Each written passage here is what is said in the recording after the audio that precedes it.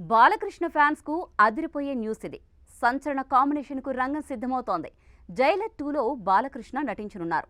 50 ఏళ్ల కెరీర్లో super star Rajinikanth తో కలిసి తొలిసారి బాలయ్య స్క్రీన్ షేర్ చేసుకుంటున్నారు.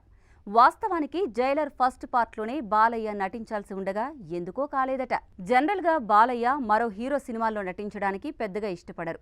మంచు మనోజ్ ఊకొడతారా ఉలిక్కి పడతారా అనే సినిమాలు తప్పితే ఇంకెవరితోనూ బాలయ్య చేసింది లేదు. తొలిసారి ఓ లెజెండ్తో కలిసి పనిచేయనున్నారు.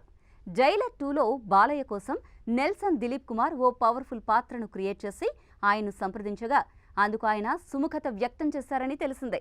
ఇందుకోసం బాలయ్య 22 రోజులు షూటింగ్లో పాల్గొంటారని తెలిసిందే. వచ్చే నెల 2 నుంచి షూటింగ్ ప్రారంభం కానుంది. 22 రోజుల షూటింగ్ కోసం బాలయ్య ఏకంగా 50 కోట్ల రెమ్యునరేషన్ తీసుకుంటున్నారట. ఇప్పటి వరకు ఇంత రెమ్యునరేషన్ తన స్ట్రైట్ మూవీస్కు కూడా తీసుకోలేదు.